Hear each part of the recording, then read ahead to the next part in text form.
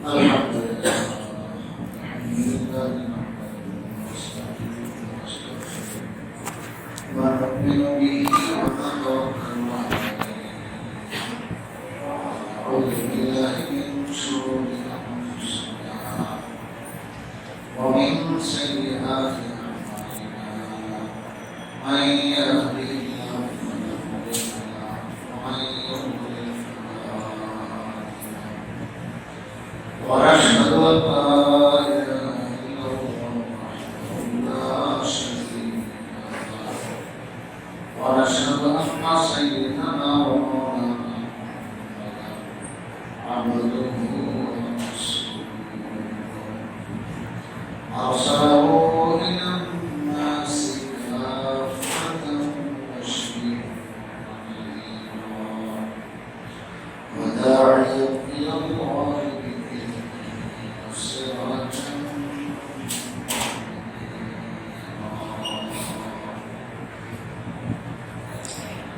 أما بعد فأعوذ بالله من الشيطان الرجيم بسم الله الرحمن الرحيم ومنهم من يقول ربنا آتنا في الدنيا حسنة وفي الآخرة حسنة وقنا عذاب أولئك لهم نصيب والله سريع الحساب واذكروا الله في أيام معدودات فمن تعجل في يومين فلا إثم عليه ومن تأخر فلا إثم عليه واتقوا الله واعلموا أنكم إليه تحشرون صدق الله مولانا العظيم ونحن على ذلك لمن الشاهدين والحمد لله رب العالمين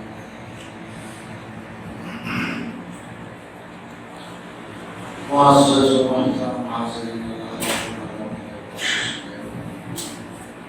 তিনি আমাদেরকে সারা বছর এবং এর সাথে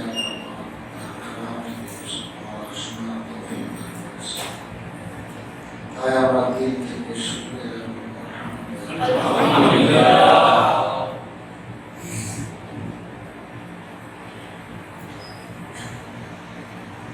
আল্লাহ রাব্বুল আলামিন বলেন মানুষ হজে গেছে মিনায় মুজদালিফা আগে যোগ থেকে মানুষের অভ্যাস ছিল যে হজ শেষ করে এখন মিনা মুজদালিফা বসে বসে নিজের পাপ খাতা বংশীয় মান মর্যাদা কোন কীর্তন এগুলোই হয়ে থাকে আল্লাহ তাআলা বলেন মিয়া হজ করছো এগুলো বাদ দাও স্মরণ করো যে একমাত্র আল্লাহ তোমার এই বংশ থেকে কিছু আসবে বংশের মান মর্যাদা তুমি একবারে পুরাই বংশের হবে যদি তোমার ভিতরে আল্লাহ পাকের ঈমান তাকওয়া আল্লাহ পাকের ভয় এগুলো না থাকে তাহলে কোনটাই কাজ আসবে আবু জাহেল কোন বংশের আবু জাহেল কুরাইশ বংশ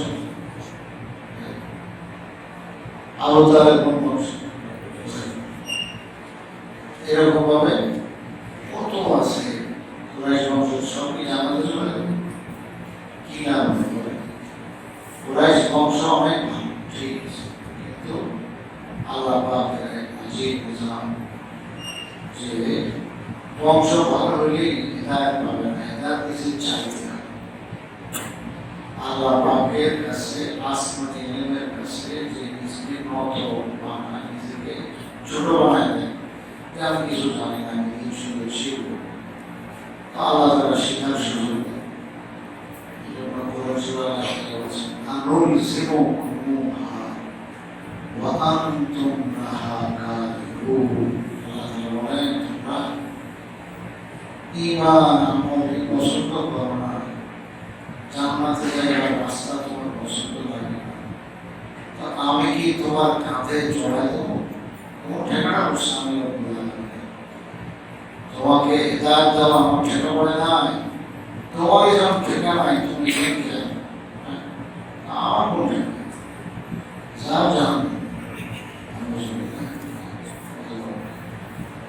বংশের মান মর্যাদা গর্বিত, এগুলোতে বিষয় অনেক বংশের মানুষ, আমি আমরা বংশীয় মানুষ, খানদানি মানুষ, আর এগুলো তো আল্লাহ তাআলা দিয়েছেন হলো লিতাআরাফু,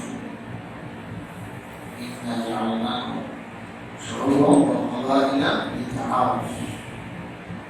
আল্লাহ তাআলা বলেন আমি বনি আদমকে বানাইছি এরকম যে অনেক খানদান আছে, তাদের বংশের নাম আছে, এই বংশ সেই বংশ অনেক নাম থাকবে।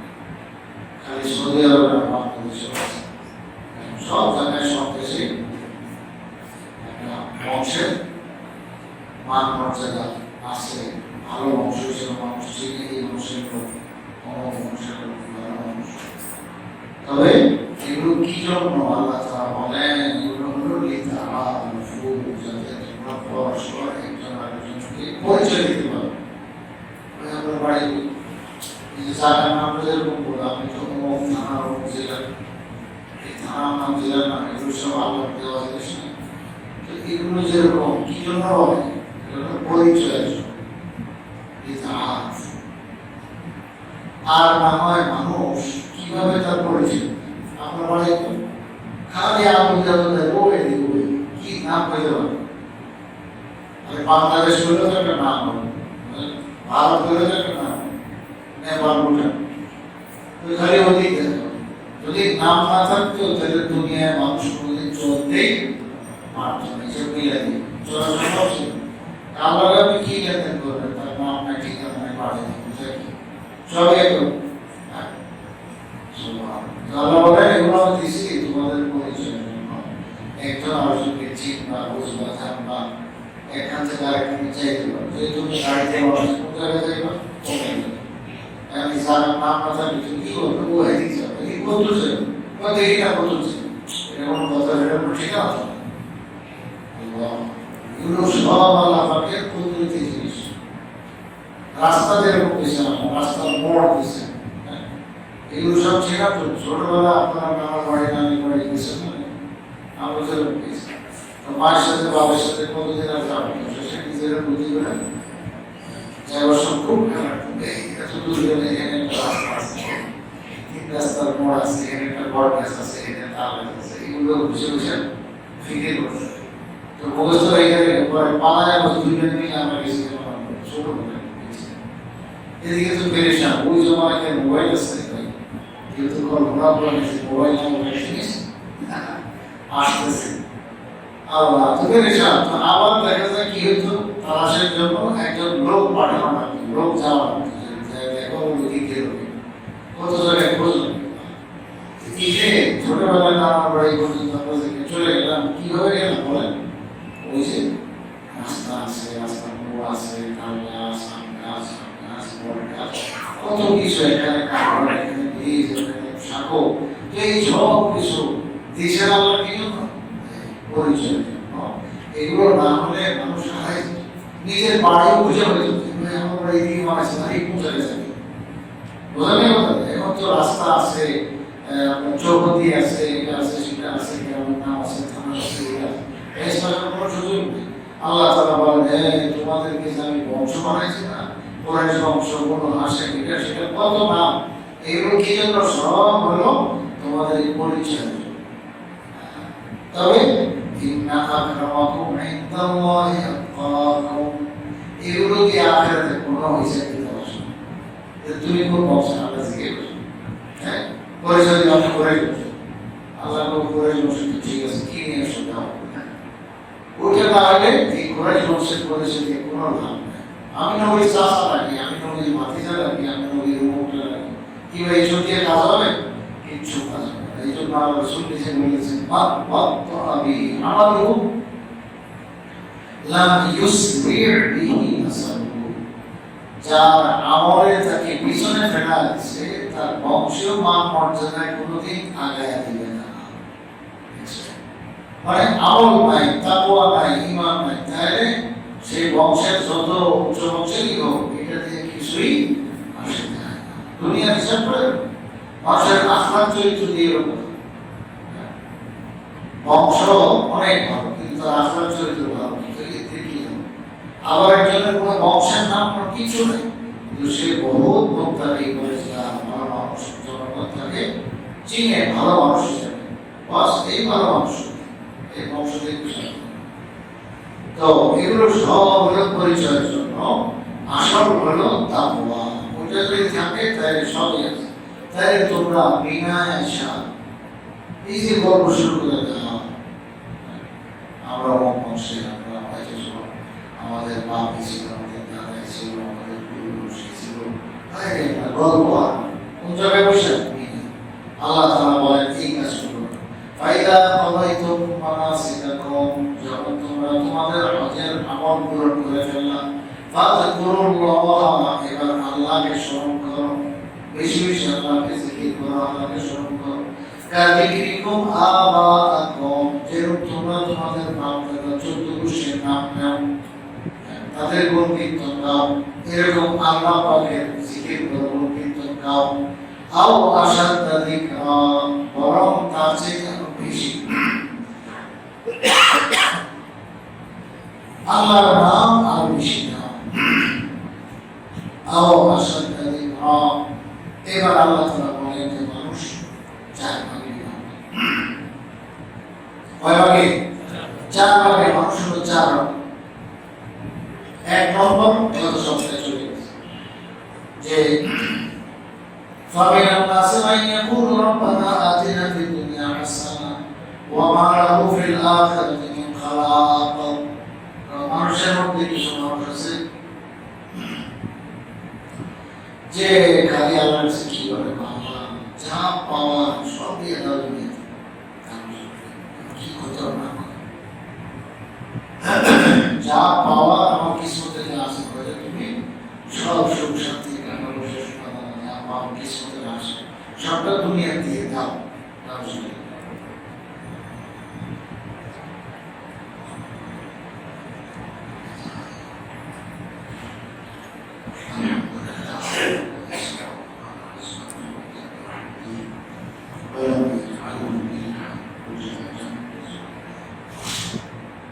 আল্লাহ রাব্বুল আলামিন এর কাছে শিক্ষা যে আল্লাহ তুমি আমার বানিয়েছো, আমার যা কিছু রাখছো তার পাও সব দিয়ে দেবো দুনিয়াতে।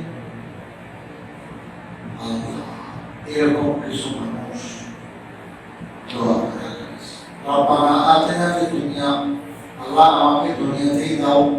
আল্লাহ বলেন ওয়া লাহু ফিল আখিরাতি মিন খালাক, আখিরাতে তার কোনো কিসমতে কিছু নাই। হযরত হাকিম থানভী রাহমাতুল্লাহ আলাইহি বলেছেন যে কেউ যদি কোনো মুসলমান এরকম খোদার কাছে চাইয়া বসে, তাহলে এগুলো কবর পড়ে যাবে। আল্লাহ ঠিকই তার তামাম পাওনা যা আছে দুনিয়াতে দিয়ে দেবে, পরকালে ছিল। এই জন্য দোয়া করতেও সাবধান। আখিরাত ঠিক রেখে হলো দুনিয়া ঠিক করে আখিরাত ঠিক রাখতে হবে। এই জন্য আল্লাহ তাআলা প্রশংসা করছেন দ্বিতীয় গুণ, যে মানুষের মধ্যে চার প্রকার আছে। তো দ্বিতীয় প্রকার এরা ভালো মানুষ। ওয়ামিনহুম মান ইয়াকুলু রাব্বানা আতিনা ফিদ দুনিয়া হাসানা ওয়া ফিল আখিরাতি হাসানা ওয়া কিনা আযাবান নার। মানুষের মধ্যে কিছু মানুষ আছে যে আল্লাহ পাকের কাছে বলে, আল্লাহ আমার পার নেওয়া, তুমি আমাকে দুনিয়াতে দাও, কি দাও? হাসানা। আখিরাতেও দাও হাসানা, মানে জান্নাত। আখিরাতের হাসানা ভালো জিনিস, ওটা জান্নাত। আর ওয়াকিনা আযাবান নার, আল্লাহ তুমি জাহান্নামের আযাব থেকে আমাদেরকে বাঁচাও। তো জাহান্নামের আযাব থেকে তুমি বাঁচাও এবং জান্নাত দাও। আর দুনিয়াতে ইহজগতে হাসানাত দাও। কত সত্যি বলে গেছি, আবারও স্মরণ করাই দিতেছি।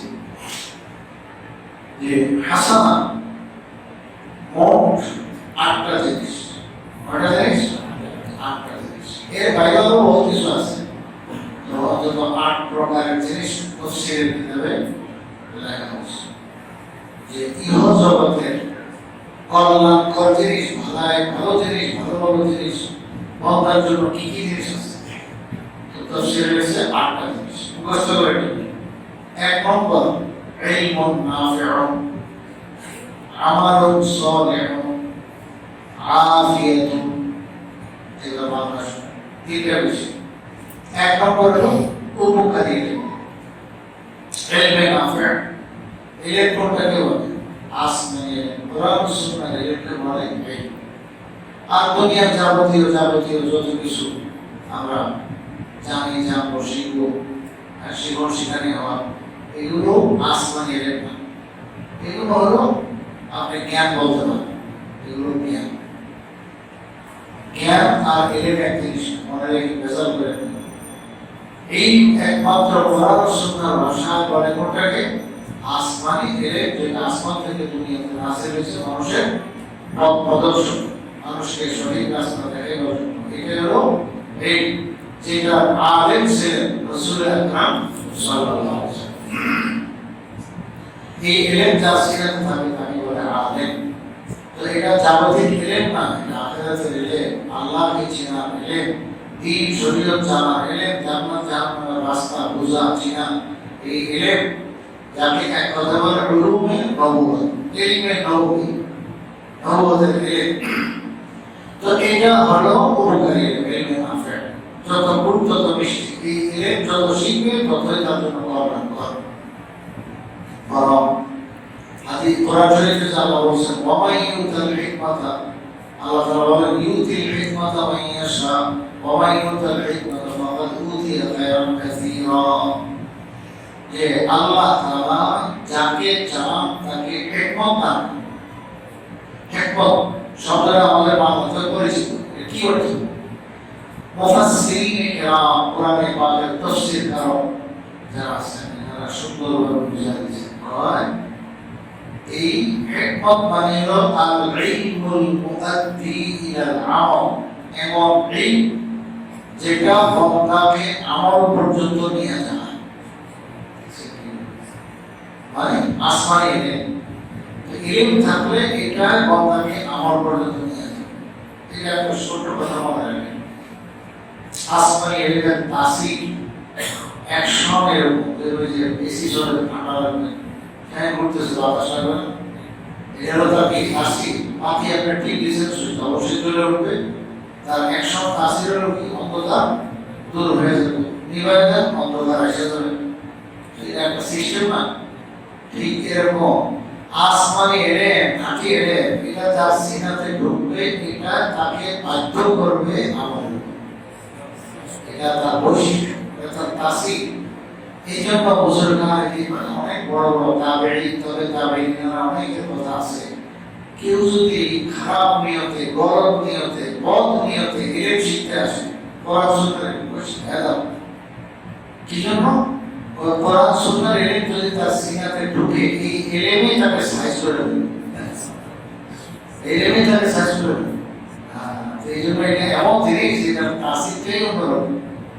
আল্লাহ তো ইউতিল হিকমাতা মান ইয়াশা, আল্লাহ তাআলা যাকে চান তাকে আল ইলমুল মুআদ্দি ইলাল আমল দান করেন, এবং ইলম দৌলত দান করেন যেটা তাকে গতিয়ে নিয়ে যাবে। আল মুআদ্দি মানে বাধ্য করবে, মুআদ্দি বাধ্য করবে আমলের উপর, যে তুমি এটা জানো আমল করো না, দিলে খালি নাড়া দেয় বারবার, তো কতক্ষণ এই আমল থাকবে? আসলে আমল করতেছে বাধ্য, তাহলে মুআদ্দি ইলাল আমল, এটা বাধ্য করবে আমলের উপর। তো আল্লাহ তাআলা বলে এই দৌলত আল্লাহ যাকে চান তাকে দেন। তবে মনে রেখো ওয়া মান ইউতিল হিকমাতা ফাকাদ উতিয়া খায়রান কাসীরা, যাকে এই ইলম আসমানি ইলম দান করা হলো যেটা তাকে বাধ্য করছে আমলের উপর, বাস তাকে একেবারে সবচেয়ে বড় এবং সবচেয়ে বেশি কল্যাণকর জিনিস দিয়ে দেওয়া হয়েছে। সবচেয়ে বড় দৌড় হচ্ছে প্রাইস। এটা এমন বড় দৌড় যে সারা জাহান একদিকে আর এই আসমানে গেলে যে যতটুকু শিখতে পারে কল্যাণই করে আল্লাহ। যা অনেক যে কিছু মানুষ আছে যারা বলে আল্লাহ তুমি আমাদেরকে হাসান দাও, এই হাসান হইতে এটা এক রকম যে ইলমে নাফি উপকারী জ্ঞান। দুই নম্বর যে এটার সঙ্গেই থাকে, এলে আসলে কি আসবে আমল, আমলে সালেহ নেক আমল, এটা হলো দুই নম্বর। তিন নম্বর হলো আফিয়াত মানে সুস্থতা, আরাম, মানে শারীরিক মানসিক সর্বাধিক সুস্থ থাকা, ভালো থাকা। চোখটা চোখের কাজ দেওয়া, এগুলো আফিয়াত। নাক নাকের কাজ দেয়, ঠোঁট ঠোঁটের কাজ, জিহ্বা জিহ্বার কাজ দেয়, কান কানের কাজ দেয়, অঙ্গ প্রত্যঙ্গ সব ঠিকঠাক আছে, প্রত্যেকটা তার কাজ দেয়। এটাই হলো তার কি আছে আফিয়াত বলে আরবি। এটা অনেক অর্থবহ গভীর অর্থ বলা একটা শব্দ, এটাকে বাংলায় এক শব্দে বোঝানোর মতো ভাষা এখনো নাই, বাংলা ভাষায় কোনো শব্দ নেই। তো এখন আফিয়াত মানে ঈমানের সাথে আমন আমান, চৈন সুকুন, আরাম এবং শারীরিক ভালোর সাথে মানসিক ভালোর সাথে অঙ্গ প্রত্যঙ্গ সব ঠিকঠাক থাকা, একদম সে আরামে খানা দানাও পায়, তারপরে সে আরামে থাকতে পায়, কোনো রকমের চিন্তা নাই, কোনো রকমের টেনশন নাই, একেবারে ভালোভাবে সে দিন কাটাইতেছে। এটাই হলো আফিয়াত। হুজুর সাল্লাল্লাহু আলাইহি ওয়াসাল্লাম বলেন যে একজন মুমিনকে, ঈমানদারকে আফিয়াতের চাইতে বড় নিয়ামত কোনটা দেওয়া হয় না। মানে ঈমান হলো সবচেয়ে বড় দৌলত। ঈমান পাওয়ার পর যাকে আফিয়ত দান করেছে সে সবচেয়ে বড় দৌলত পায়। অনেক ঈমানদার আছে দেখেন, সে খুব পাপে কিন্তু তার শরীর ভালো, চোখ মনে একটা নষ্ট হয়ে গেছে, কান একটা দিয়ে শুনে একটা দিয়ে শুনে না, কি নাই আফিয়ত। তারপরে পাও একটা চলে আরেকটা চলে না, তারপরে হাঁটুতে ব্যথা, কোমরে ব্যথা, এই কি চলে গেছে আস্তে আস্তে আফিয়ত চলে গেছে। বা কেউ তো জন্মগত ভাবেই তার মুসিবত, জন্মগতভাবে তার শারীরিক দোষ হতে থাকে না, তার মানে কি নাই আফিয়ত নাই, সালামত নেই, অঙ্গগত ঠিক নেই। এই জন্য আমাদের আয়েশা রাদিয়াল্লাহু আনহা যখনই আত্মীয়জন কেউ সুসংবাদ শুনাইত যে অমুকে ছেড়ে হয়েছে, অমুকে মেয়ে হয়েছে, বা সন্তান হয়েছে, অমুকের সন্তান হয়েছে, তো আমাদের আয়েশা রাদিয়াল্লাহু আনহা প্রথমেই জিজ্ঞেস করতেন আখুলিকা সাওয়িয়্যান। ইমাম বুখারী রাহমাতুল্লাহ আলাইহি আল আদাবুল মুফরাদ নামক কিতাবে এটা উল্লেখ করেছেন হাদিসে যে আখুলিকা সাওয়িয়্যান, সেই বাচ্চার কথা শোনাই না, বাচ্চা পয়দা হয়েছে, অমুকের ঘরে সন্তান হয়েছে, তো বাচ্চাটা কি অঙ্গ প্রত্যঙ্গ সব ঠিকঠাক আছে? কি প্রশ্ন, আমরা তো অস্থির হয়ে যাই। আগে কেউ জিজ্ঞেস করে এই সুন্দর না খারাপ, আগে জিজ্ঞেস করে ছেলে না মেয়ে, এগুলো জিজ্ঞেস করতেন, সুন্দর খারাপ ছেলে না মেয়ে, এগুলো দেখে আসতো। আসল প্রশ্ন হলো আখুলিকা সাওয়িয়্যান, আরে তার পুরা হাত পা অঙ্গ প্রত্যঙ্গ সব একদম নরমাল স্বাভাবিক আছে তো? সুন্দর প্রশ্ন। যখন বলা হতো জি সব ঠিক আছে, এইবার বলতেন আলহামদুলিল্লাহ রাব্বিল আলামিন। এই শব্দ যে সমস্ত প্রশংসা ওই আল্লাহ তাআলার জন্য যিনি সারা জগৎকে পালনেওয়ালা। এই বাচ্চাটা কে পালছেন? মায়ের পেটে আল্লাহ তাআলা পালছেন, দুনিয়াতে পাঠাইছেন তিনি, এখন তাকেও লালন পালন কেই করবেন? আল্লাহ পাক করবেন, মা বাবা বলছেন। তো আলহামদুলিল্লাহ রাব্বিল আলামিন। এইবার প্রশ্ন করতে দেয় ছেলে নামে, তো সেটাই বলতো তুমি আরো আরেকবার আলহামদুলিল্লাহ মাশাআল্লাহ বলতে খুশি প্রকাশ করতে। এই হলো নিয়ম যে অঙ্গ প্রত্যঙ্গ ঠিক আছে, এটা হলো আফিয়ত। আর কোনো মধ্যে সমস্যা থাকলে কিছু নষ্ট হয়ে গেল, আফিয়ত নষ্ট হয়ে গেল। কত মানুষ পেটের জ্বালা আছে, কিছু খাইতেই পারে, সারা জীবন কষ্টে কষ্টে কষ্টে কষ্টে একবার বাথরুমের আধার মধ্যে লাগে যে ওর বড় কষ্টই করে, তো এগুলোর যাচা বিনিময় তো আল্লাহর পাপের কাছে আছে। শারীরিক যে যে মুসিবতে ভোগে এটা সবর করলে আল্লাহর এই ফয়সালা মেনে নিলে মন থেকে আল্লাহ কি দিবেন, এটার কারণে তাকে সবরের যাচা যেটা দিবেন সেটা দিবেন। কিরকম ইন্নামাই ইউফাস সাবিরুনা আজরাহুম বিগাইরি হিসাব, আল্লাহ কোরআনে ঘোষণা দিয়েছেন যারা ধৈর্যশীল তাদের বিনিময় আজর ও সওয়াব একেবারে পুরোপুরি দেওয়া হবে, কোনো কমতি নেই। তো সওয়াব তো পাবে, কিন্তু আফিয়ত তো দুনিয়াতে পায় না। এই জন্য এটা কাম্য না। কাম্য হলো আল্লাহ পাকের কাছে কোনটা? আফিয়ত, যে আল্লাহ তুমি আমাকে খুব ভালো রাখো, সুস্থ রাখো, সবল রাখো, অঙ্গ ঠিক থাকে, চোখ নাক কান অঙ্গ আমার সব ঠিকঠাক বসে থাকে, এবং আমি তোমার বন্দিগি করতে পারি, আমার দিনে কাজ করতে পারি, আমল করতে পারি, ইত্যাদি ইত্যাদি। এগুলো হলো সবই আফিয়ত। হুজুর সাল্লাল্লাহু আলাইহি ওয়াসাল্লাম এই কথাটা বুঝাচ্ছেন যে ঈমানের পর একজন ঈমানদারের জন্য সবচেয়ে বড় দৌলত কোনটা? আফিয়ত যদি খালি হয় আসা। আর এই রব্বানা আতিনা ফিদ দুনিয়া হাসানার মধ্যে এটাই দোয়া করা হয়েছে যে আল্লাহ তুমি আমাদেরকে আসান দাও, মানে কি দাও? আফিয়ত নসিব করো, আরাম আয় সর্বদিক থেকে। আচ্ছা, পড়ে গেল তিনটে। এবার আরো দুইটা, একটা হলো দারুন রাহমাহ মানে প্রশস্ত ঘর, আর একটা জিনিস হলো কি 4 নম্বর প্রশস্ত ঘর।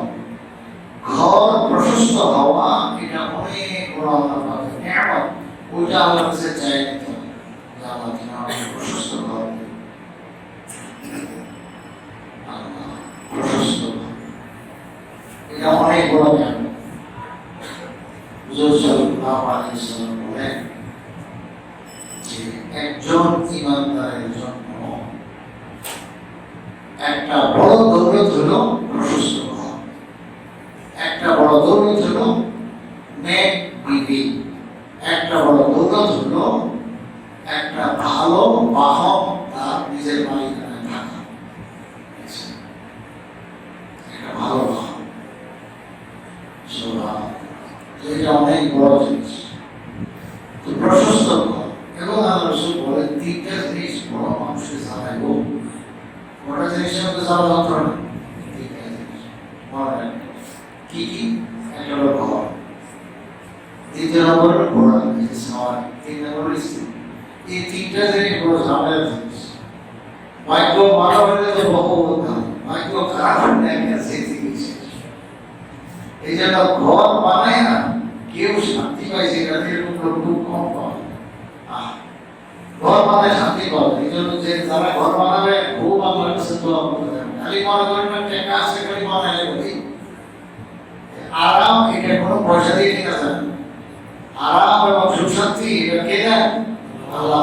আল্লাহ যদি আপনাকে তৌফিক না দেন তো আপনি ঘর বানায়ও শান্তি পাবেন না। ঘরের মধ্যে দেখবে যে দরজা উঠে হয়ে গেছে, জানলা উঠে হয়ে গেছে, এদিক না ওই দিকে ভালো ছিল, হ্যাঁ এদিক থেকে আলো কম আসে, ওদিক থেকে আলো বেশি আসো, এদিক থেকে বাতাস পাওয়া যায়, ওদিক থেকে পাওয়া যায়, এই তামাম তাই লাগে।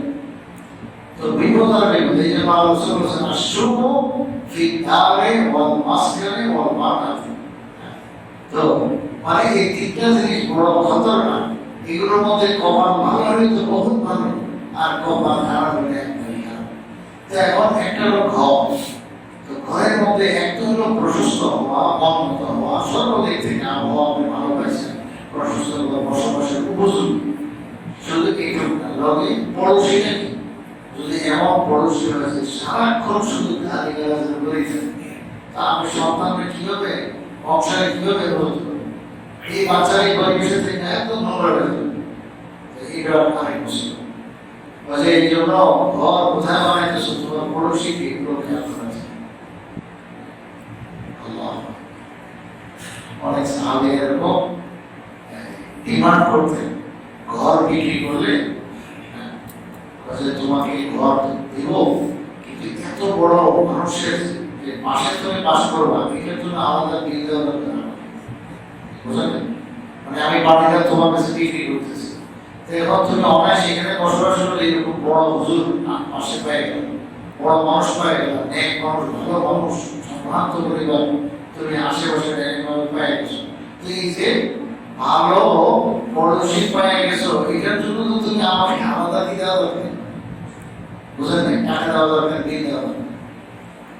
আল্লাহ কত সুন্দর কথা বোঝাই। মানে এই আল-জারুসু, খারাপ পড়োশী, এটা মানুষের জীবন নষ্ট করে, আর ভালো পড়োশী এটা দ্বারা তার জীবন সুন্দর হয়ে। আল্লাহ রাসূল বলেন যে দেখো, ঘর বাড়ির মধ্যে অনেক মুসিবত থাকে। তা এর অর্থ কি?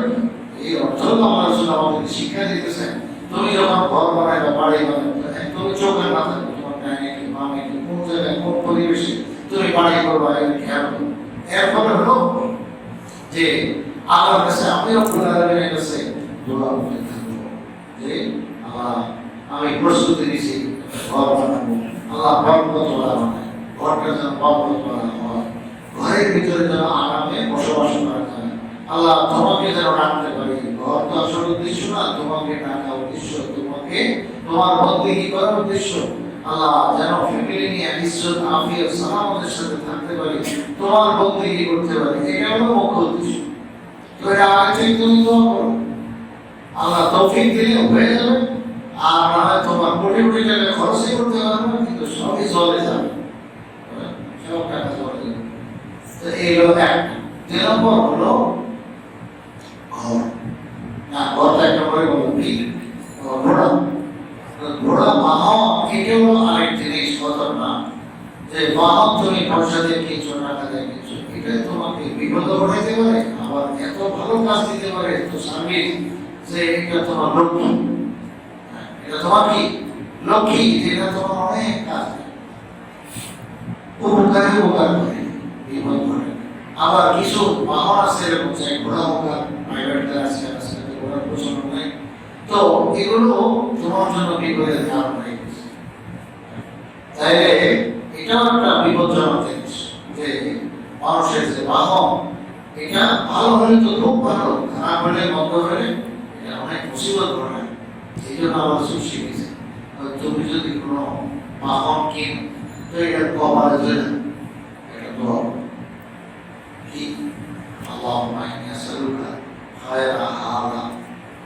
এখন হাযা করবেন, হাযি করবেন, ওটা ওলামায়ে কেরাম বুঝেন, মানে ওই জিনিসটাকে লক্ষ্য করে আপনি বলতেছেন। আল্লাহ, যেমন মনে করেন প্রাইভেট কার, প্রাইভেট কারের সামনে সাইডটা আছে, গাড়ির সামনে, এই জায়গাটা তার কভারটা ধরে এবার দোয়া করেন, আল্লাহুম্মা ইন্নী আসআলুকা খায়রা হাযিহিস সাইয়ারা ওয়া খায়রা মা ফি হাযিহিস সাইয়ারা ওয়া আউযু বিকা মিন শাররি হাযিহিস সাইয়ারা ওয়া শাররি মা ফি হাযিহিস সাইয়ারা। কি অর্থ? আল্লাহ, এই গাড়িটা যত কল্যাণকর জিনিস আছে, গাড়ির সমস্ত কল্যাণগুলো আমি তোমার কাছে চাই, আর যত খারাপি আছে এই সব খারাপি থেকে তোমার কাছে পানাহ চাই, আশ্রয় চাই। সুন্দর কথা শিখেছি। বিবাহ করলে তুমি স্ত্রীর কবরটা হাতে প্রথম এগুলো কি, আল্লাহুম্মা ইন্নী আসআলুকা খায়রাহা, আমি এই মহিলা স্ত্রী, আল্লাহ একে আমার স্ত্রী বানিয়েছো, তার তামাম খায়ের কল্যাণ এগুলো আমি চাই। ও খায়রা মা জাওয়ালতাহা আলাইহি, আল্লাহ তুমি এই মেয়ে মানুষটাকে যত কল্যাণের জিনিস দিয়া, উত্তম চরিত্র দিয়ে তাকে তুমি সৃষ্টি করেছো, বানাইছো, এই তার কল্যাণকর জিনিসগুলো আমি চাই। এবার উল্টা, ও আউযু বিকা মিন শাররিহা, আল্লাহ এই নারীর তামাম খারাপি থেকে তোমার কাছে পানাহ চাই। ওয়া শাররি মা জাওয়ালতাহা আলাইহি, আল্লাহ এই মেয়ে মানুষটাকে যত সৎ চরিত্র খারাপ জিনিস দিয়ে, খারাপ শিক্ষক দিয়ে বানাইছো, ওগুলোর খারাপই থেকে আল্লাহ তুমি মানা চাই। তুমি যদি এটা পড়ো, তাহলে সত্যি তার কল্যাণগুলো সাথে তুমি পাইতে থাকবা, খারাপই থেকে তুমি বাঁচতে পারবা, আল্লাহ বাঁচাই। আমার কথা রসুল শিখে গেছে, এই তো আসমান এলে তুমি আমল করো, তো সবাই কিনছো, এটার জন্য দোয়া করো। বিবি বিবাহের মাধ্যমে ঘরে আসছো, তার জন্য দোয়া করো। এরপরে ঘর বানাইছো তো এটার জন্য তো আল্লাহ তুমি ঘরটাকে কি বানালো, প্রশস্ত ঘর, রহমতের ঘর, বরকতের ঘর, তোমার বন্দেগী যেন করতে পারি। আল্লাহ তার আশেপাশে পড়োশি মিলায় দাও, এখন হয়তো আছে এটাকে ভালো বানায় দাও। আমি কে ভবিষ্যতে বাড়ি করবে জানি না, আল্লাহ ভালো পড়োশি আমাকে মিলায় দাও, পরিবেশটা আমাকে ভালো দিও। বুঝলেন, এগুলি পাওয়া যায় না। তুমি আমার কাছে দোয়া করতে থাকো, এবং শুধু দোয়া করলে হবে না, সদকা খায়রাত দিয়ে নিয়ন্ত্রণ করো যে আল্লাহ আমার কল্যাণ জিনিস আমাকে দিলাম, অকল্যাণ জিনিস থেকে অকল্যাণ থেকে আমাকে হেফাজত করো। তো এই জন্য সদকা খায়রাতও করো না, সদকার দ্বারা আল্লাহ তাআলা বালা মুসিবত দূর করে দেয়। এবং হাদিসে আল্লাহ রাসূল বলেন, আজকে চেষ্টা করেছি যে সদকা খায়রাতে উপর দিয়া বাধা মুসিবত ডিঙ্গে বন্ধাকে সাথে মানে পালা একদিকে আছে সামনে, পালাটা তার দিকে আসতেছে, বুঝতে পেরে তাড়াতাড়ি সত্যি খারাপ হয়ে গেছে। তাহলে এখন ওই পালার মাঝে আর এই বন্ধার মাঝে প্রতিবন্ধক মাঝখানে পর্দা কোনটা হয়ে গেল, এখন এই নাম খায়রাত বা এইটাকে ডিঙ্গে বাধা মুসিবত কোনোদিন তোমার উপরে আসতে পারবে না, বিপদ আসতে পারবে না। বাধা মুসিবতের এই ক্ষমতা আল্লাহ দেন। তাহলে কি হবে, তোমার বাধা মুসিবত, পেরেশানি, অকল্যাণ সব দূর হয়ে যাবে ওই সদকা খায়রাত। তাহলে দোয়া করো, সদকা খায়রাত করো। যা এই হলো মোট তিনটা জিনিস। তো আরেকটা হলো মেয়ে মানুষ, মেয়ে মানুষ সেও ভালো হওয়ার কারণ। তো এখন ভালো দিক অনেক আছে, খারাপের দিক যেমন বাচ্চা হওয়া, বন্ধা হওয়া, এই মেয়ে মানুষের কোনো বাচ্চা নেই। বিবাহ করা হলো কিন্তু অনেক দিন ধরে মাহরুমি থেকে তো জীবন মুসিবতের কারণে আল্লাহ তো সন্তান হবে, তো আগেই আল্লাহ পাকের কাছে মারা চাওয়া হয়েছে, আল্লাহ যদি এরকম এই মানুষকে বন্ধা বানায় না। এখন তার আত্মীয়স্বজন, তার বোন, তার ফুফি, তার খালা, এদেরকে দেখলে বোঝা যায় যে এই বংশে বাচ্চা কাচ্চা হয়, সবার মিলেই মানে বন্ধা কেউ নাই। তাহলে স্বাভাবিক এটা যে এই মেয়ে মানুষটা কি হবে, সন্তান বলা হবে, তার বিবাহের পর সন্তান হবে, এটাই স্বাভাবিক।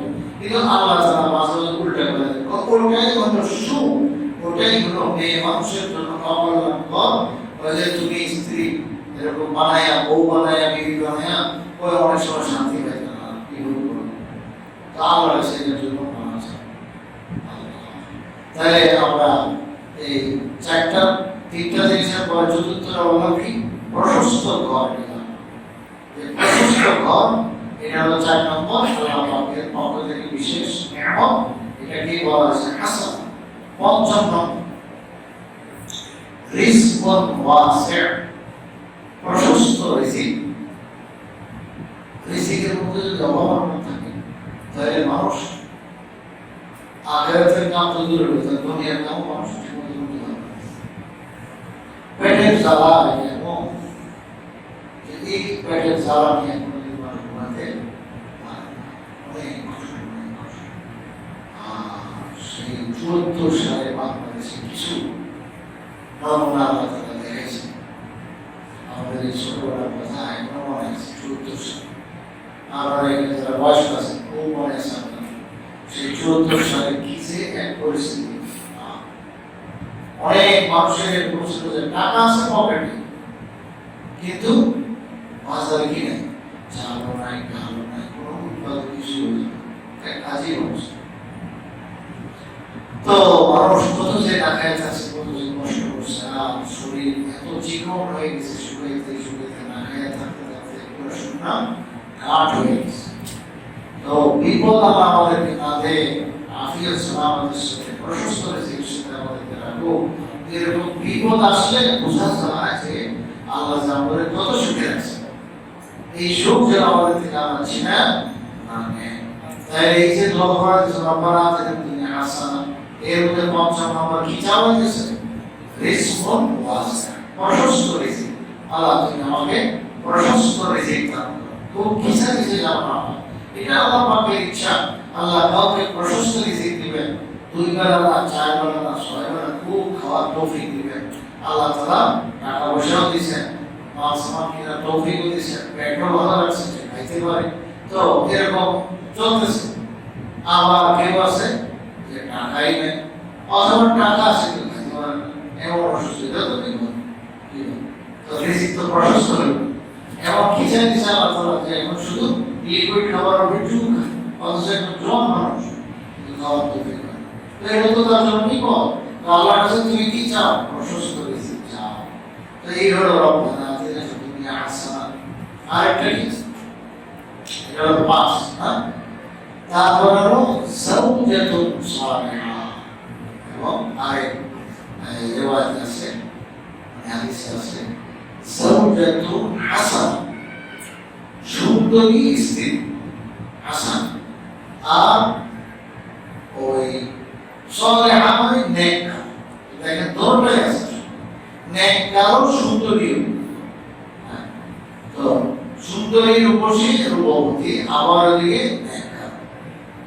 অনেক সময় আছে মেয়ে খুব সুন্দরী কিন্তু তার আমল নাই, আখলাক নাই, চরিত্রহীন। তো এরকম সুন্দরীতে কি কাজ হবে ভাই? জানা। আবার অনেক সময় উল্টা একবারে কালো কুৎসিত কিন্তু মুত্তাকি করে যায়, তো এর দাম আমার বাবার কাছে অনেক বেশি। কিন্তু যে স্বামী এরকম স্ত্রী পায় তার মনটা ভরবে, মনটার মধ্যে একটা দুঃখ থেকে যাবে। সবাই পাইলা সুন্দর, অসুন্দর, দেখতে অসুন্দর। তা এটা একটা নিয়ামতের কি কমতি। তো কাজে তুমি দোয়া করো, রব্বানা আতিনা ফিদ দুনিয়া হাসানাহ, আল্লাহ তুমি আমাকে এমন স্ত্রী যে সুন্দরীও হবে আবার নেককারও হবে। সুবহানাল্লাহ। তো এটা রব্বানা আতিনা ফিদ দুনিয়া হাসানাহ। এখন তো রসুল বলে বিয়ে করে দিয়েছে, তখন আবার বলে আরে যেটা আছে এটা তো আমরা ভালো না দেখনা, হ্যাঁ, এখানে আমরা তো নেই বানাই, সেটাই বানাই দিয়েছে। আর এই মিডিয়ামে থাকবে কিন্তু বলতে পারবেন না আমরা রসুলের কথা বুঝল না, স্ত্রীদেরকে খুশি করার জন্য কিছু কথা বলছেন, তা আল্লাহ তাআলা নারাজ হয়েছেন যে আপনি এটা কেন বলবেন। এবার তুহারিমু মা আহাল্লাল্লাহ, হালাল জিনিসকে কেন আপনি হারাম করবেন? অনেক স্ত্রীর মহব্বতে হয়ে ফেলেছে আর কোনো বিবাহ জীবনে করবো না, বিবাহ করবো না। ঠিক আছে, আপনার প্রয়োজন না আসুক, ঠিক আছে, কিন্তু হায়াতের অনেক আমিনা, হায়াতের অনেক আমিনা। কত জোয়ান যুবতী স্ত্রী রয়েছে, কারণ আসমান যেটাই অনেক সময় বাচ্চা অনেক সময় মারা যায়, অনেক সময় একটা অসুখ বেশি মারা যায়। তো তখন তোমার কি ভবিষ্যতে স্ত্রী রাখবে না? একাই থাকবা না? স্ত্রী আমার পাবে মেহমান, তুমি বেহতরি করবে। এক স্ত্রী চলে গেছে অসুবিধা নিয়ে, জমা আছে আগে বলতে পারি না, এবার তুমি আরেক বিবাহ করো, তো সেটা তো হইতে পারে। তো আল্লাহ তাআলা আমাদেরকে শিখাই দিয়েছে, তুমি দোয়া করো হাসান, যে আল্লাহ তুমি এমন স্ত্রী দান করো যে হবে সুন্দরী রূপবতী, আবার লেগে নেককার। এখন যদি থেকে থাকে স্ত্রী তত এটারে নেককার বানায় দাও, সুন্দরী বানায় দাও, হ্যাঁ। আর ভবিষ্যতে তো দেখতে বোঝে না, বোঝে যদি ভবিষ্যতে প্রয়োজন হয় তাহলে তো এরকমই, কিন্তু কেউ বলতে পারে না কি ভবিষ্যতে কথা ভালো হয়। কয়টা হলো ভাই? এবার 7 নম্বর নেন মারকাবুন হানি। এই হাসানা অর্থ হলো একটা ভালো আপনার সাওয়ারি, আরামদায়ক সাওয়ারি। সাওয়ারি হচ্ছে বাহন। এখন যানবাহন এটা গাড়ি হইতে পারে, গাড়ির মধ্যে অনেক প্রকার, প্রাইভেট গাড়ি ধরেন, প্রাইভেট গাড়ির মধ্যে কোয়ালিটি আছে, অনেক দামি আবার কম দাম, তো বিভিন্ন দামের আছে। গাড়া ঘোড়ার মধ্যে কোনো লাভ নেই, যে এগুলো এখন কেউ ব্যবহার করে না, আমরা ব্যবহার করি না। তো বাস এখন হাসানা যে আমার কাছে চাইতেছে কি অর্থ, যে আল্লাহ তুমি আমাকে একটা ভালো আরামদায়ক গাড়ি দান করো। এখন একটা সাইকেল হইতে পারে, সাইকেলের থেকে বড় হুন্ডা হইতে পারে, আস্তে আস্তে প্রাইভেট কার মধ্যে অনেক কোয়ালিটি আছে, একবারে ভালো গাড়ি, বহু দামি গাড়ি। তো এরকম আল্লাহ পাকের কাছে চাইতে পারে। এটা হলো আরেকটা হাসান, দামি গাড়ি। মানুষের জরুরি প্রয়োজনের মধ্যে কি কি? একটা হলো তার থাকার জন্য একটা ঘর, চলার জন্য বাহন, আর হলো তার জন্য থাকার সঙ্গী, জীবন সঙ্গী একজন স্ত্রী। এগুলো তার বিশেষ বিরাট মৌলিক চাহিদা। কি কি?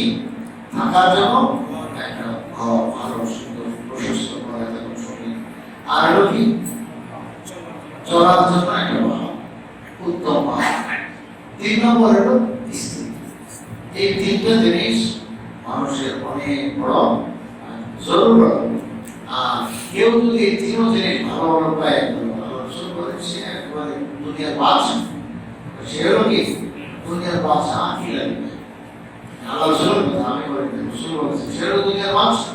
এই জন্য আখেরাত আল্লাহ বলেন, তোর স্ত্রী দিছে, তোর থাকার ঘর দিছে, চলার জন্য গাড়ি দিছে, তোর বাড়ি দিলাম, গাড়ি দিলাম, গাড়ি দিলাম, আর কি চাচ্ছ? বড় কিছু দিলাম, তুমি কি কাজ করে সমাজ বলো? এমন ভাবে ধরবে, একবারে সরাসরি আল্লাহ প্রশ্ন করবে, বলবেন, তখন কোনো জবাব শুনবে না। এগুলো আল্লাহকে অনেক বড় নেয়ামত, অমূল্য রত্ন। আপনার স্ত্রীকে আপনি বানান না, এটা আল্লাহ তাআলা তারে সৃষ্টি করেছেন। আল্লাহ তাআলা এক বিধানের বলে আপনার করতল করে দিয়েছেন। কাজেই এটা আল্লাহ পাকের অনেক বড় নেয়ামত, তার কদর করাচ্ছে। এরকম ভাবে টাকা থাকলে গাড়ি পাওয়া যায় না, বাড়ি পাওয়া যায় না, এটা আল্লাহ পাকের অনুগ্রহ, দয়া। আল্লাহ আপনাকে বাড়ি দিচ্ছে, গাড়ি দিচ্ছে চলার জন্য। এখন আল্লাহ পাকের অনেক বড় দৌলত পেয়ে গেছে। এবার কি করেন? শুকরিয়া দেন। মানে আল্লাহ বন্দেগী করা বহুত জরুরি। যে গাড়ি বাড়ি দামি ঠিক মতো পেয়ে গেছে, তার জন্য ইবাদত বন্দেগী করা আরো বেশি দায়িত্ব পড়ে গেছে। কারণ আল্লাহ শক্তভাবে ধরবে, তোমার আরাম আয়েশের কোন ব্যবস্থা না করছে, ঘরে তোমার বিক্রি দিয়ে রাখছে, তুমি মনে সব আশা পূরণ করো, তোমার চলার জন্য বাহন দিয়ে দিচ্ছে, কত শানদারভাবে তুমি চলাফেরা করছো। এরপরে তোমার থাকার জন্য বাড়িও দিলাম, আর কি চাও বাবা? এগুলো বড় প্রশ্ন।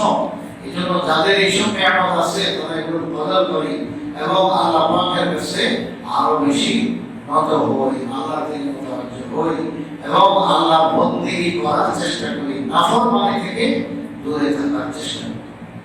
এই হলো কত? শেষ না, সালামুন জামিল। সেটা হলো চতুর্দিকে তোমার সুখ্যাতি থাকা।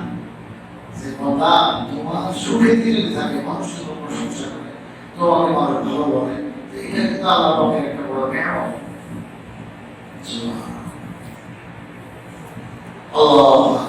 শোহরত মানে হলো প্রসিদ্ধি, এটা আল্লাহ পাকের একটা নিয়ামত। দুনিয়াতে সমাজ অনেক মানুষ, অত্যাধিক মানুষ ভালো মানুষ, কিন্তু সমাজের থাকে কেউ চিনি, 10 জন চিনি। আবার কিছু লোক এরকম যে থাকে 10 জন, 1000 জন, কোটি জন, পুরো দেশের মানুষ চিনি। এই চিনাটা এরকম, একটা লোক ভালো মানুষ হিসেবে চিনি, আর একটা লোক মস্তান শয়তান, এগুলো তো বসে থাকে নাকি, বসে থাকে না, যাদের একটা পত্রিকার হেডলাইন।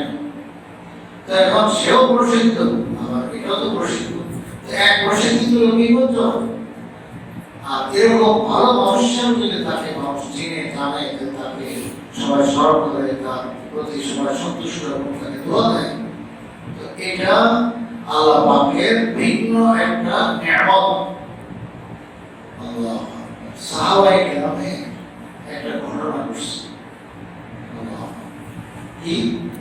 এক যুদ্ধে ওরা গেছেন, যাওয়ার পরে ওই লোকগুলো মানে বকরি পাল নিয়ে ময়দানে ছিল, বকরি পাল তারা ধরেন, এই বকরির পালকে পাল, ছাগলের পালকে পাল, এগুলো নিয়ে আসে। তারা হঠাৎ সাহাবায়ে কেরামকে দেখে বেঁধেছিল। কি সাহাবায়ে মুসলমানরা চলে এসে তোমরা তাড়াতাড়ি করে দিচ্ছে যে আমরা সবাই মুসলমান, আমরা কি সবাই মুসলমান, মুসলিম, লা ইলাহা ইল্লাল্লাহ মুহাম্মাদুর রাসূলুল্লাহ। সাহাবারা বুঝতে পারে না, ওনারা মনে করছে যে এই লোকগুলো আসলে কাফের ও বেঈমান, শুধু নিজের এই ছাগলের পাল হেফাজতের জন্য, বাঁচাইবার জন্য, পালের রক্ষার্থে মুখে মুখে শুধু আমরা শুনাইতেছে আমরা কি মুসলিম, মুসলমান, ইমানদার। কাজে এদেরকে তো ছাড়া যাবে না, ভুল হয়ে গেল। আসলে সত্যিকার মুসলমান ছিল।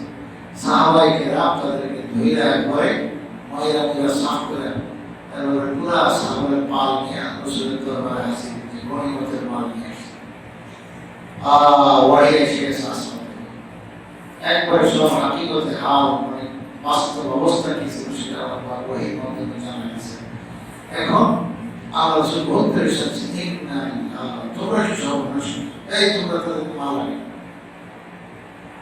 তারা ইমান কালিমা প্রকাশ করছে না লা ইলাহা ইল্লাল্লাহ মুহাম্মাদুর রাসূলুল্লাহ কালিমা বলছিল কোন এরা তো বলছিল না নিজের জান বাঁচিয়ে বলে না এবং নিজের মাল সামান বাঁচিয়ে বলে রক্ষা করে সত্যিকার তো তারা মুসলমান ছিল এই খুব নারাজ হয়েছে ফাআল্লাহ শাকাতুম কলবাহু ওয়া ফাআল্লাহ শাকাতা কলবাহু তুমি যে কথা বলতেছো তাকে বলতেছো তুমি কেন এই ইমানদারের অন্তর দিল চিরা ফায়দা দেখলাম না যে ভিতরে ঈমান আছে কিনা লা ইলাহা ইল্লাল্লাহ কি মুখে আছে না দিলের মধ্যে আছে প্রত্যেক ইমানদারের মুখে যেরকম লা ইলাহা ইল্লাল্লাহ এটা থাকে কই আসলে ভিতরে দিলের মধ্যে আছে না কি আল্লাহ রাসূল বলেছেন তুমি দিল ফাটা দিতে পারো এটা তো আসলে একটা অসম্ভব মানুষের যদি এরকম দিল কম হয়ে থাকে তাহলে বাঁচবে অর্থ হলো এই অসম্ভব কাজে তুমি হাত দিলে এটা তো আল্লাহর হাওয়া করতে ওয়াহিসাবুহু আল্লাহ রাসূল বলে দিয়েছেন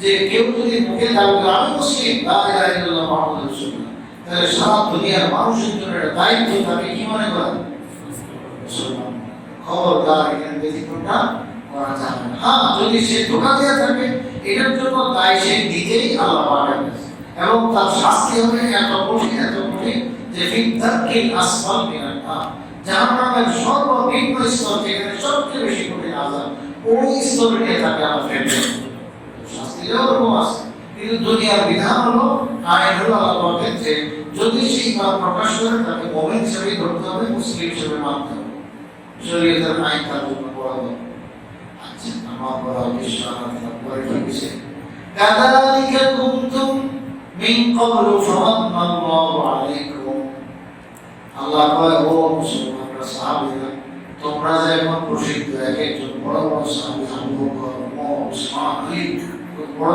না এক নামে সবাই চিনে সারা দুনিয়ার মানুষ চিনে এখন যেরকম ছিল ওই সময় যেটুকু দুনিয়া ছিল ওটুকু মানুষ শুধু চিনতে না দেখে আল্লাহ বলেন কাযালিকা কুনতুম মিন ক্বাবলু তোমরা কিন্তু এই প্রসিদ্ধির আগে এরকম ছিল অর্থাৎ তুমি মাত্র আজকে মুসলিম মুসলমান কেউ তোমাকে মুসলমান হিসেবে চিনে না ফামান্নাল্লাহু আলাইকুম পরে আল্লাহ তোমাকে মুসলমান হিসেবে সারা দুনিয়ায় প্রসিদ্ধ করে দিয়েছে যে তুমি নেককার মানুষ তুমি রাসূলের সাহাবী তো এটা আল্লাহ পাকের বিশেষ দয়া ইহসান এখন এই আল্লাহর বান্দারা গাঁও গ্রামে বাস করে তোমাদেরকে দেখে আমানতু বিল্লাহি লা ইলাহা ইল্লাল্লাহ তোমরা কেন এটা মেনে নিলা না কেন তারপরে এই কথাটা বললো যে তোমরা সত্যিকার মুসলমান না এটা কেন বুঝি না তাহলে চিন্তা করো তো তোমার জীবনে যখন তুমি মুসলমান নতুন হয়েছো মাত্র আজকে ইসলাম গ্রহণ করছো আমরা একটা এলাকায় যাই চলে আগে থেকে মানুষ জানে এগুলো কাফের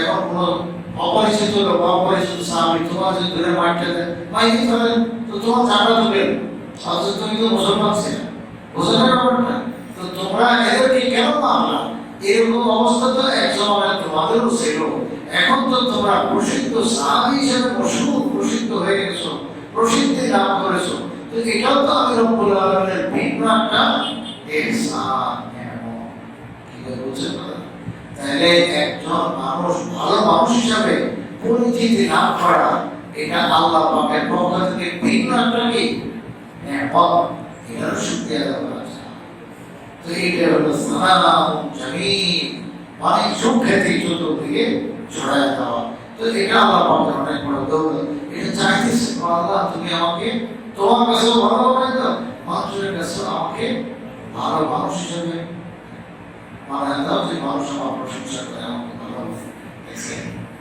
হামদ প্রশংসা পাত্র বলা এটা কিন্তু ফিতরি জিনিস ন্যাচারাল জিনিস জন্মগতভাবে মানুষের এর প্রতি আগ্রহ আছে দুনিয়াতে এমন মানুষ পাওয়া যাবে যে মানুষ তার সে চাইব যে দুনিয়ার মানুষ সরকার বদলা করবে না এই চাই গেছে মানুষ আমাকে ভালো ভালো মানুষ আমার প্রশংসা করবে আল্লাহ তাআলা হুজুর সাল্লাল্লাহু আলাইহি ওয়াসাল্লাম সবচেয়ে বেশি পছন্দ করেন এই জিনিসটা কি যে আল্লাহ নিজের প্রশংসাটা চান আর অধিকার তো তারই।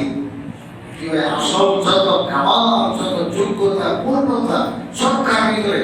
আল্লাহ পাকের ভিতরে। তো এই জন্য আল্লাহ পাক তো সেই প্রশংসা পাওয়ারই যোগ্য। তো আল্লাহ এটা খুব পছন্দ করে। এই জন্য আল্লাহ রাসূল বলেন, তাই তো আল্লাহ তাআলা পরকালে এই জান্নাত নামক এক জগৎ বানায় রাখছেন, সেই জগতে জান্নাতবাসীরা সর্বদাই শুধু আল্লাহ পাকের প্রশংসাই করতে থাকে।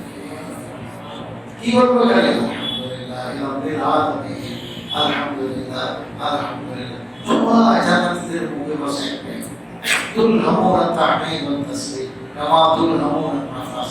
মানুষের যেরকম শ্বাস প্রশ্বাস নাক দিয়া এরকম জারি আছে, মুখ দিয়ে জারি আছে, কেন পায়? এই যে আমরা বলার পরে কিন্তু এখন আপনারা খেয়াল করছেন যে আমার শ্বাস জারি আছে, ঠিক না? কিন্তু এর আগে এতটা খেয়াল করছেন তো এটা মানুষের অজান্তে অটোমেটিক সিস্টেম। ঠিক জান্নাতীরা জান্নাতে বসার পর আল্লাহ প্রশংসা মুখ দিয়ে তার অজান্তে শ্বাসের মতো শ্বাস প্রশ্বাসের মতো বের হতে থাকে। খালি বলবে আলহামদুলিল্লাহ, আলহামদুলিল্লাহ। আর এত নাজ ও নেয়ামত পাওয়া যাবে, জান্নাত তো জান্নাত পায়, তা আলহামদুলিল্লাহ কইব না কেন? ঠিক আছে, বুঝলেন? এত নেয়ামতের মধ্যে ডুবা, তো আল্লাহ তাআলা মুখ দিয়ে খালি বের করা দিবেন যে আলহামদুলিল্লাহ, আলহামদুলিল্লাহ। এই সব প্রশংসাটা একমাত্র আল্লাহ। তা আল্লাহ এটা বড় খুশি হয়ে যায়। তো দুনিয়ার মানুষের কি চায়? খালি প্রশংসা চায়, প্রত্যেকটা মানুষের জন্য চায়। তো বলতেছে রব্বানা আতিনা ফিদ দুনিয়া হাসানা। কিছু মানুষ আছে আল্লাহর কাছে হাসানা চায়, এই হাসানার মধ্যে ৮ নম্বর হলো সুখে দিতে, যে আল্লাহ তুমি আমার সুখে দিতে, আমার প্রশংসা সমাজে যেন থাকে দাও। তো এটা আল্লাহর কাছে চাই নিতে পারে না, কোনো সমস্যা নেই। যে রব্বানা আতিনা ফিদ দুনিয়া হাসানা, এই ৮টা জিনিস। ওয়া ফিল আখিরাতি হাসানা, আল্লাহ আখিরাতু হাসানা। আখিরাতুল হাসানা কি? আল্লাহর পক্ষ থেকে মাগফিরাত পাওয়া যাওয়া, জাহান্নাম থেকে মুক্ত হয়ে যাওয়া, বাস এটা হলো সবচেয়ে বড় হাসানা। ওয়া কিনা আযাবান নার, আল্লাহ তুমি আমাদেরকে কি দাও? জাহান্নামের আযাব থেকে হেফাজত করো। এবার শেষ কথা, উলাইকা লাহুম নাসীবুম মিম্মা কাসাবু। এই যে তারা কষ্ট করে আল্লাহর কাছে কিছু কামাই করে, দোয়া করে, দোয়া যে জিনিসগুলো চাই আল্লাহ দেও, বলে ঠিক আছে, তাদের জন্য রয়ে গেছে তাদের কামাই, আল্লাহ দিয়ে দিবে। দোয়া করবা তুমি, আল্লাহ রিজক দিয়ে দিবে। সুবহানাল্লাহ। আল্লাহু সারিউল হিসাব, আল্লাহ তাআলা পরকালে বহুত জলদি জলদি হিসাব নিতে পারেন। অল্প সময়ের মধ্যে তিনি পুরা মাখলুকাতের সকলের হিসাব কিতাব দুনিয়া এই হিসাব কিতাব নিয়ে ফেলবেন। এরপরে যারা জান্নাত দেওয়া দিয়ে দিবেন, জান্নাত দেওয়া জান্নাত দিয়ে দিবেন, যা যেখানে আসা সেটা চলে দিবেন। তাই আমরা দুনিয়াতে আল্লাহ পাকের কাছে হাসানাত তলব করি, এবং হাসানাত অর্থ আজকে আবারও শুনলাম, আগের মজলিসটা একটু বিস্তারিত বললাম, শেষ হয়ে যায় কথা, আরো বললো বহুত কথা আছে। কিন্তু এই জন্য আপনার প্রথম অবসরের থেকে গত সপ্তাহ শুনে আবার বলে কিছু পাবলিকের মাথা নষ্ট, এখানে মনে করে এক কথা আরেকবার করে আল্লাহ রাসূল একই কথা 23 বছর ধরে সারা দিনই বলছে। আল্লাহ রাসূলকে আপনি বড় বুঝতে পারছেন, কথা একটাই, আখিরাতের কথা। হ্যাঁ, বলার আন্দাজ, বলার ঢং এক এক সময় এক এক রকম হবে। কোনো মানুষ একই কথা রিপিট করে বলতে পারে না। আজকে যে ওয়ার্ডটা বলছি, এই ওয়ার্ড যদি আপনি আমার লাখ টাকা দেন, আগামী সপ্তাহে আপনি আমার মুখে লাগবে করবেন, এটা সম্ভব হবে না। আমি কোনো নিজের ইচ্ছা করে করিনি, যা বলছি এগুলো বলতে বলতে আমার মধ্যে বলেছে। আলহামদুলিল্লাহ, এরপরে আমরা শিখছি, এরপরে মাসে আলহামদুলিল্লাহ শিখছি, আল্লাহ তাআলা দিয়েছেন। এখন বলতে বলতে অনেক সময় আল্লাহ তৌফিক দিতে অনেক কথা বলে দিল, তারপরে তো সব শেষ হয়ে যেত, আলহামদুলিল্লাহ। তাই জন্য আজকে আবার নতুন করে শুনছেন এই 8 জিনিস। আমরা সব সময় এই 8টা জিনিসের কথা খেয়াল রাখি, এবং রব্বানা আতিনা ফিদ দুনিয়া হাসানাহ যখন বলবো, এই 8টা জিনিস হিসাব করে দরকার আপনি বলেন রব্বানা আতিনা ফিদ দুনিয়া হাসানাহ কথা। এবার একটা করে বলে আল্লাহর কাছে বলেন যে আমরা এইভাবে আরো শব্দই বলি, এইভাবে আপনি মানে উপকারী আমলে সওয়ালে নেই নাম, আল্লাহ তুমি আমাকে আফিয়াত নসিব করো। এবার দারুর রাহমা, প্রশস্ত ঘর দাও, রিজকুন ওয়াসি, প্রশস্ত রিজিক দাও, এবং যাওজাতুন সালিহাতুন হাসানাতুন, সুন্দরী রমণী আমার দিকে নেককার দান করো। এরপর হলো মারকাবুন হানি, আল্লাহ একটা বাহন হ্যাঁ, এরকম আরামদায়ক একটা মাহল তুমি আমাকে দান করো। এবং শেষ হলো সালাম জানি চতুর্দিকে আমার সুখ্যাতি আল্লাহ তুমি আমাকে দাও। দেখছেন এই 8 দিন আল্লাহ বললেন, এরপরে বাকিটা বলেন, আবার ধরুন রব্বানা আতিনা ফিদ দুনিয়া হাসানা ওয়া ফিল আখিরাতি হাসানা ওয়া কিনা আযাবান নার। আল্লাহ তাআলা আমাদের সকলকে বুঝান। আমিন। আলহামদুলিল্লাহি রাব্বিল আলামিন والصلاة والسلام على سيد الأنبياء والمرسلين وعلى آله وأصحابه أجمعين. اللهم لا أحصي ثناء عليك كما أثنيت على نفسك. مولاي صل وسلم دائما أبدا على حبيبك خير الخلق كلهم. هو الحبيب الذي ترجى شفاعته لكل هول من الأهوال المقتحمين. ربنا ظلمنا أنفسنا وإن تغفر لنا وترحمنا لنكونن من الخاسرين. ربنا آتنا في الدنيا حسنة وفي الآخرة حسنة وقنا عذاب النار. ربنا فاغفر لنا ذنوبنا وكفر عنا سيئاتنا وتوفنا مع الأبرار. رب ارحمهما كما ربياني صغيرا. رب ارحمهما كما ربياني صغيرا. ربنا فاغفر لنا ذنوبنا وكفر عنا سيئاتنا وتوفنا مع الأبرار. اللهم اهدنا واهدنا. اللهم إنا نسألك الهدى والتقى والعفاف والغنى. اللهم حبب إلينا الإيمان وزينه في قلوبنا وكره إلينا الكفر والفسوق والعصيان واجعلنا من الراشدين. اللهم أرنا الحق حقا وارزقنا اتباعه وأرنا الباطل باطلا وارزقنا اجتنابه. يا الله يا أرحم الراحمين আল্লাহ জীবনে অনেক পাপ হয়ে গেছে, অনেক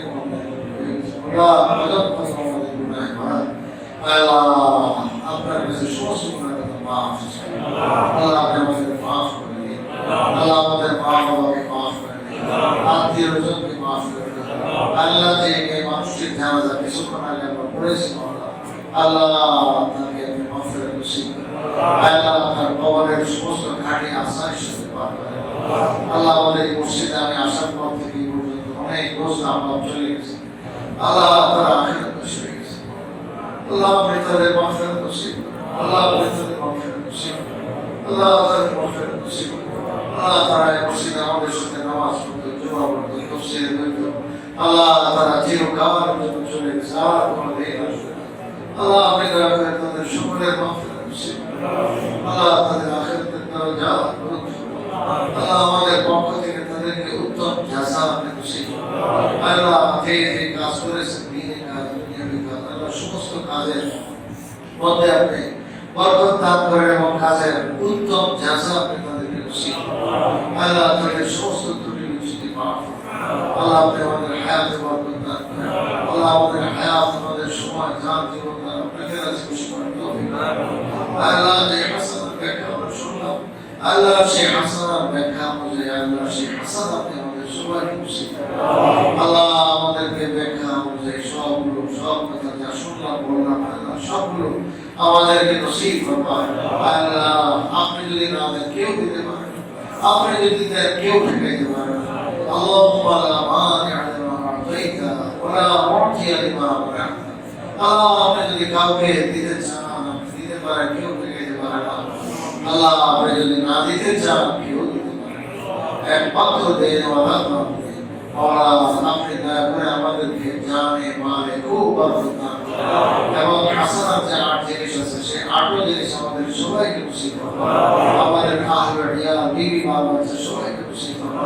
আল্লাহ যে কদিন হায়াত মাওলা আপনার বন্দেগী করার তৌফিক দান করুন। আল্লাহ আগে যা করছি মাওলা ত্রুটি বিচ্যুতি সব মাফ করে দেন। আল্লাহ ভবিষ্যতে আপনাকে আরো বেশি রাজি খুশি করার তৌফিক দান করুন।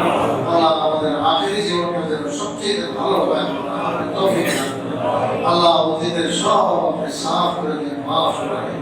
আল্লাহ আপনি আমাদেরকে আল্লাহ বরকতের রিজিক নসিব করুন। আল্লাহ আমাদের যার যে হাজার জরুরত আছে আপনি জানেন, সকলের সমস্ত জরুরত ভাইয়ের থেকে পুরো করুন। সাল্লাল্লাহু আলা নবিয়্যিল কারীম ওয়া আলা আলিহি ওয়া সাহবিহি আজমাইন। আমিন আমিন বিরহমাতিকা ইয়া আরহাম